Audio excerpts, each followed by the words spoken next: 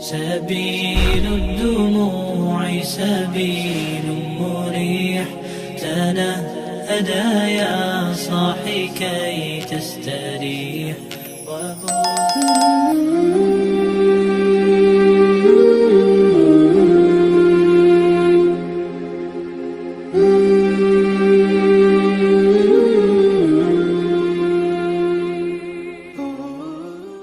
Bismillahirrahmanirrahim. Assalamualaikum warahmatullahi wabarakatuh. Syukur alhamdulillah kita dapat berjumpa lagi di channel ini. Shalawat serta salam semoga tetap tercurahkan pada junjungan kita baginda Nabi Muhammad sallallahu alaihi wasallam. Allahumma shalli ala sayyidina Muhammad wa ala ali sayyidina Muhammad. Harapan dan doa kami semoga Allah Subhanahu wa taala senantiasa memberikan kesehatan, limpahan rezeki, panjang umur serta ampunan untuk kita semua. Amin amin ya rabbal alamin. Sahabat beriman yang dirahmati Allah Subhanahu wa taala, membangun rumah tangga yang sakinah, mawaddah, warahmah merupakan tujuan dan cita-cita bagi semua pasangan suami istri. Namun, juga perlu disadari bahwa tidak semua dalam kehidupan rumah tangga seseorang bisa berjalan mulus seperti yang kita inginkan atau yang kita harapkan. Karena cobaan dan rintangan akan selalu hadir dalam rumah tangga kita. Seperti yang kita tahu, dalam rumah tangga sendiri terdapat perbedaan kedudukan untuk suami dan juga istri.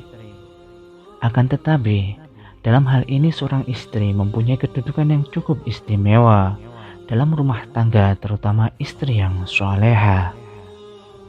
Sebagaimana sabda Rasulullah SAW, dunia itu penuh dengan kenikmatan, dan sebaik-baik kenikmatan dunia yaitu istri yang salehah. Hadis riwayat Imam Muslim. Sedangkan kaum laki-laki dalam rumah tangga sudah dijelaskan dalam firman Allah Subhanahu wa taala yang tertuang dalam Quran surat An-Nisa ayat 34. Kaum laki-laki itu adalah pemimpin bagi kaum wanita. Oleh karena Allah telah melebihkan sebagian mereka laki-laki atas bagian yang lain wanita, dan karena mereka laki-laki telah menafkahkan sebagian harta dari mereka. Sebab itu, wanita yang salehah ialah yang taat kepada Allah, lagi memelihara diri ketika suaminya tidak ada. Oleh karena Allah telah memelihara mereka, wanita-wanita yang kamu khawatirkan nuyusnya, maka nasihatilah mereka dan pisahkanlah mereka di tempat tidur mereka, dan pukullah mereka. Kemudian jika mereka mentaatimu, maka janganlah kamu mencari-cari jalan untuk menyusahkannya. Sesungguhnya Allah Maha Tinggi lagi Maha Besar. Wahai sahabat beriman yang dirahmati Allah Subhanahu wa taala, dalam ayat tersebut sudah dijelaskan, dikatakan bahwasanya laki-laki merupakan pemimpin dalam setiap rumah tangga. Akan tetapi, tanpa kita sadari dalam kehidupan rumah tangga, tak jarang para suami melakukan tindakan yang menyimpang dari ketentuan Allah Subhanahu wa taala dan telah melanggar hak-hak istrinya. Oleh sebab itu, bagi para suami perlu mengetahui perbuatan-perbuatan oleh agama Islam yang dikatakan sebagai tindakan dosa besar suami terhadap istrinya. Berikut ini beberapa dosa suami terhadap istrinya yang sebisa mungkin kita renungkan dan kita ambil hikmahnya untuk sebagai pelajaran agar seorang suami lebih baik terhadap istrinya, serta menjauhi perbuatan-perbuatan dosa suami terhadap istrinya. Yaitu pertama, tidak mengajarkan ilmu agama kepada istrinya. Mengajarkan ilmu agama kepada istri maupun anak-anaknya adalah kewajiban bagi para suami. Karenanya, dalam hal ini kewajiban suami adalah untuk memelihara diri dan keluarganya dari pedihnya azab kubur dan siksa api neraka. Sebagaimana firman Allah Subhanahu wa taala dalam Al-Qur'an surat At-Tahrim ayat 6. Hai orang-orang yang beriman, peliharalah dirimu dan keluargamu dari api neraka yang bahan bakarnya adalah manusia dan batu. Penjaganya malaikat-malaikat yang kasar, keras, dan tidak mendurhakai Allah terhadap apa yang diperintahkannya kepada mereka dan selalu mengerjakan apa yang diperintahkan. Dalam ayat tersebut sudah dijelaskan bahwa kewajiban seorang suami adalah mengajarkan istri dan anak-anaknya akhlak yang baik atau ilmu agama, supaya keluarganya bisa terhindar dari siksa api neraka yang bahan bakarnya adalah manusia yang melalaikan perintah agama. Sedangkan yang nomor 2 adalah tidak merasa cemburu pada istrinya.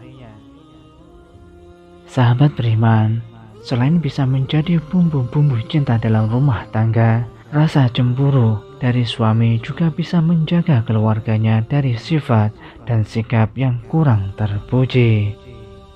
Akan tetapi juga harus diperhatikan, cemburu kepada pasangannya juga tidak dianjurkan berlebihan, sehingga malah bisa menyebabkan perselisihan yang berujung keretakan dalam sebuah rumah tangga.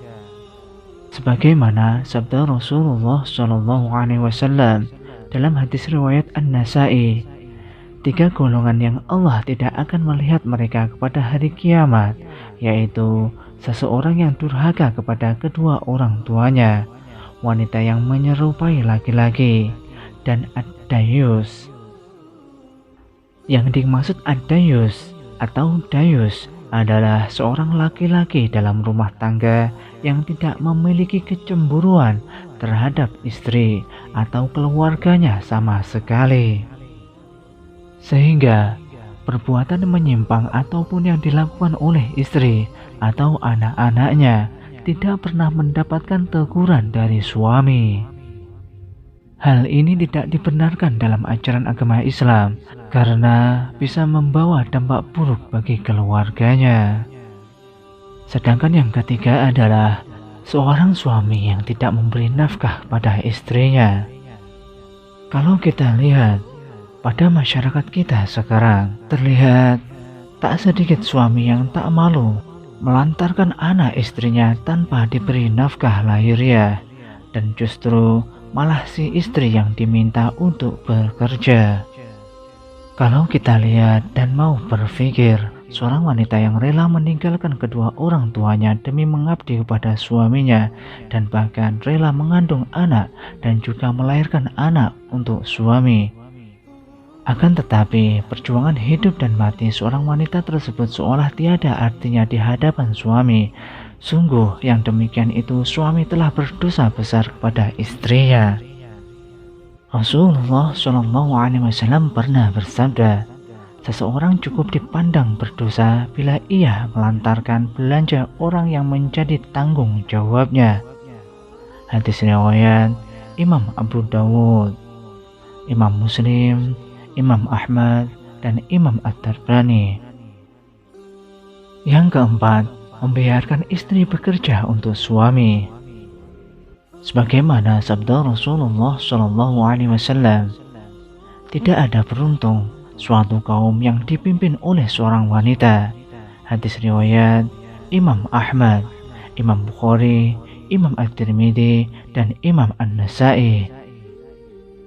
Jika seorang istri yang disuruh bekerja untuk keluarga dan suami sebagai kepala rumah tangga malah enak-enakan di rumah tanpa berpikir bahwa peran seorang suami adalah sebagai kepala keluarga yang harus bertanggung jawab memberikan nafkah untuk keluarganya. Jika seorang suami tidak bekerja karena malas dan menyerahkan semua kebutuhan ekonomi kepada istri, maka suami yang seperti itu adalah dilaknat oleh Allah Subhanahu wa taala di dunia. Sebagaimana sabda Rasulullah SAW tersebut, tidak akan beruntung suatu kaum yang dipimpin oleh seorang wanita. Yang kelima, seorang suami yang memiliki perasaan benci kepada istrinya. Benci adalah suatu sifat yang tidak suka terhadap orang lain yang berkepanjangan dan akan terus dan tidak suka sekalipun orang yang dibencinya berbuat baik kepadanya. Sebagaimana sabda Rasulullah SAW, janganlah seorang suami yang beriman membenci istrinya yang beriman. Jika dia tidak menyukai satu akhlak darinya, dia pasti meridhoi akhlak lain darinya. Hadis riwayat Imam Muslim. Dan sebagaimana firman Allah Subhanahu wa taala pada surat An-Nisa ayat 19, dan bergaulah dengan mereka secara patut. Kemudian bila kamu tidak menyukai mereka, maka bersabarlah, karena mungkin kamu tidak menyukai sesuatu, padahal Allah menjadikan padanya kebaikan yang banyak. Surat An-Nisa ayat 19. Sedangkan yang nomor 6 adalah suami yang tidak mau membantu dalam pekerjaan rumah. Terlihat tidak sedikit suami yang malas membantu pekerjaan rumah keluarganya. Para suami biasanya merasa kalau sudah memberikan nafkah lahiriah, tugas suami sudah selesai. Padahal kita tahu tugas seorang istri sangatlah berat.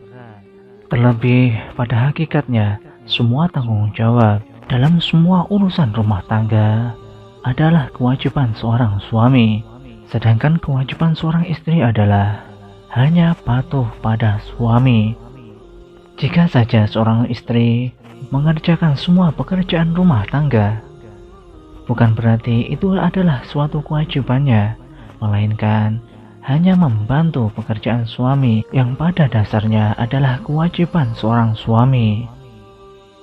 Sebagaimana yang dicontohkan oleh Rasulullah SAW untuk membantu istri dalam setiap persoalan rumah tangganya, dan ini sesuai dengan sabda Rasulullah SAW yang diriwayatkan oleh Imam Bukhari.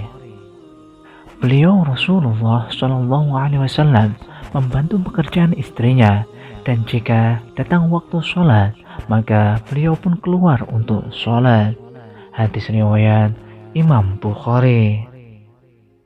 Sedangkan nomor 7, dosa suami kepada istrinya adalah menyebarkan luas aib istrinya. Wahai sahabat, ketahuilah bahwasanya aib seorang istri adalah aib dari keluarga kita sendiri. Tugas kita sebagai seorang suami adalah menutup aib tersebut supaya tidak menyebar sampai ke masyarakat. Akan tetapi, tak jarang ada seorang suami yang malah menyebarluaskan aib seorang istri kepada orang lain. Dan ini sangatlah tidak dibenarkan dalam ajaran agama Islam. Sebagaimana sabda Rasulullah SAW, sesungguhnya di antara orang yang paling buruk kedudukannya di sisi Allah pada hari kiamat adalah seseorang yang menggauli istrinya dan istrinya menggaulinya, kemudian dia menyebarkan rahasia-rahasia istrinya. Hadis riwayat Imam Muslim. Sedangkan yang kedelapan adalah menyakiti istri secara fisik. Sebagaimana sabda Rasulullah SAW, hendaklah engkau memberinya makan jika engkau makan, memberinya pakaian jika engkau berpakaian, tidak memukul wajah, tidak menjelek-jelekannya. Hadis riwayat Imam Ibnu Majah. Masalah kekerasan dalam rumah tangga KDRT masih sering kita dengar dewasa ini. Ada suami yang memanfaatkan posisinya kepala rumah tangga dan keunggulan fisiknya untuk menyakiti istri sendiri secara fisik. Terdapat cara yang lebih baik dalam mengatasi suatu permasalahan, namun suami malah memilih melakukan hal tersebut. Padahal yang ia lakukan adalah salah satu dosa besar, karena istri seharusnya dilindungi, bukan disakiti. Sahabat beriman yang dirahmati Allah Subhanahu wa Ta'ala, demikianlah beberapa dosa suami pada istrinya yang dapat kami sampaikan. Semoga dapat bermanfaat untuk kita semua. Wallahu a'lam bishawab. Wassalamualaikum warahmatullahi wabarakatuh.